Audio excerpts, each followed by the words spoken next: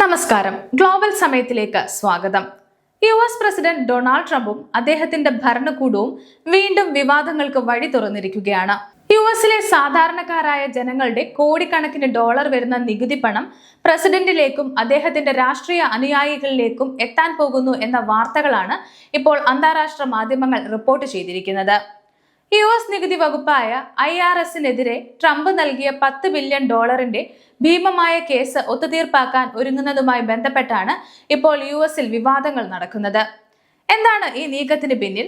ആർക്കൊക്കെയാണ് ഇതിലൂടെ കോടികൾ ലഭിക്കാൻ പോകുന്നത് എന്നാണ് നമ്മൾ ഇന്ന് നോക്കുന്നത്. Donald Trump US internal revenue സർവീസിനെതിരെ നൽകിയിട്ടുള്ള $10 ബില്യൺ കേസ് പിൻവലിക്കാൻ ഒരുങ്ങുന്നതായാണ് അന്താരാഷ്ട്ര മാധ്യമമായ ദ ഗാർഡിയൻ റിപ്പോർട്ട് ചെയ്തത്. എന്നാൽ ഇതിന് പകരമായി അദ്ദേഹം മുന്നോട്ട് വെക്കുന്ന ഡിമാൻഡുകൾ കേട്ടാൽ നിങ്ങൾ ഞെട്ടും.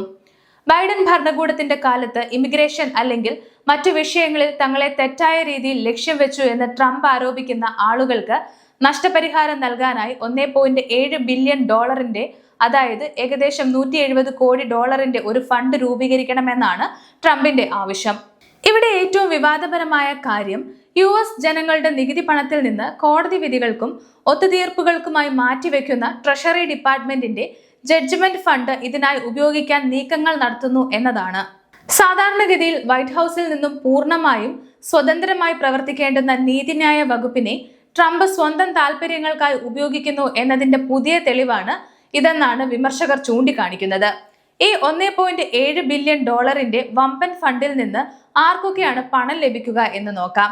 ABC ന്യൂസ് നൽകുന്ന വിവരങ്ങൾ അനുസരിച്ച് 2021 ജനുവരി 6 US ക്യാപിറ്റോൾ ആക്രമണവുമായി ബന്ധപ്പെട്ട് പ്രതികളായ 1500-ലധികം ആക്രമികൾക്ക് ഈ ഫണ്ടിൽ നിന്ന് നഷ്ടപരിഹാരം ലഭിക്കാൻ യോഗ്യതയുണ്ടായിരിക്കും. ഇവർ ബൈഡൻ ഭരണകൂടത്തിന്റെ ഇരകളാണെന്നാണ് ട്രംപ് വാദിക്കുന്നത്. ഇത് മാത്രമല്ല, ഒത്തുതീർപ്പിലെ മറ്റ് വ്യവസ്ഥകൾ. തന്റെ വ്യക്തിപരമായ സാമ്പത്തിക വിവരങ്ങൾ പരസ്യമാക്കിയതിന് IRS ഔദ്യോഗികമായി മാപ്പ് പറയണമെന്നും ട്രംപ് അവകാശപ്പെടുന്നുണ്ട്. കൂടാതെ ട്രംപ് അദ്ദേഹത്തിന്റെ കുടുംബം, അദ്ദേഹത്തിന്റെ ബിസിനസ്സുകൾ എന്നിവയ്ക്കെതിരെയുള്ള IRSന്റെ നിലവിലുള്ള ടാക്സ് ഓഡിറ്റുകൾ പൂർണ്ണമായി ഒഴിവാക്കണമെന്നും ആവശ്യപ്പെട്ടിട്ടുണ്ട്. ട്രംപ് ആവശ്യപ്പെടുന്ന ഈ ഒത്തുതീർപ്പ് പൂർണ്ണമായും നടപ്പിലായാൽ ട്രംപ് കുടുംബത്തിന്റെ ആകെ സമ്പാദ്യം ഇരട്ടിയിലധികമായി വർദ്ധിക്കുമെന്നാണ് വിദഗ്ധർ പറയുന്നത്. IRS കരാർ ജീവനക്കാരനായിരുന്ന ചാൾസ് ലിറ്റിൽ ജോൺ 2024 ജനുവരിയിൽ ട്രംപിന്റെയും മറ്റ് സമ്പന്നരുടെയും നികുതി രേഖകൾ മാധ്യമങ്ങൾക്ക് ചോർത്തി നൽകിയതിന് 5 വർഷം തടവിന് ശിക്ഷിക്കപ്പെട്ടിരുന്നു. ഇത്രയും അഴിമതിയുള്ള പ്രസിഡന്റിനെ US ഇതുവരെ കണ്ടിട്ടില്ല എന്നാണ് citizens for responsibility and ethics in Washington സംഘടനയുടെ പ്രസിഡന്റ് ഡൊണാൾഡ് ഷെർമാൻ പറഞ്ഞത്. ജനങ്ങളുടെ പണം സ്വന്തം ഗുണത്തിനും രാഷ്ട്രീയ കൂട്ടാളികൾക്കും ഉപയോഗിക്കാനാണ് ട്രംപ് ശ്രമിക്കുന്നതെന്നും അദ്ദേഹം ആരോപിച്ചു. മിയാമിയിലെ ഫെഡറൽ ജഡ്ജിയായ കാതലീൻ വില്യംസ് കേസിന്റെ നിയമസാധ്യത ചോദ്യം ചെയ്ത് രംഗത്തെത്തിയിട്ടുണ്ട്. ഇതുമായി ബന്ധപ്പെട്ട് പ്രത്യേക അഭിഭാഷകരുടെ സംഘം കോടതിക്ക് ഉപദേശം നൽകുന്നുണ്ട്. ഇരുവിഭാഗവും മെയ് 20 വിശദീകരണം സമർപ്പിക്കണമെന്നും കോടതി നിർദ്ദേശിച്ചു.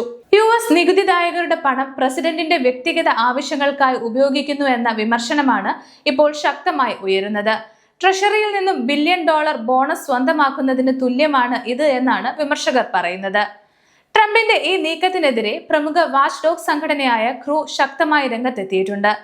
ട്രംപ് അമേരിക്കൻ ജനങ്ങളുടെ പോക്കറ്റിൽ നിന്നും പണമെടുത്ത് സ്വന്തം പോക്കറ്റ് നിറയ്ക്കാനും രാഷ്ട്രീയ കൂട്ടാളികൾക്കായി കള്ളപ്പണ ഫണ്ട് ഉണ്ടാക്കാനുമാണ് ശ്രമിക്കുന്നതെന്ന് അവർ കുറ്റപ്പെടുത്തി.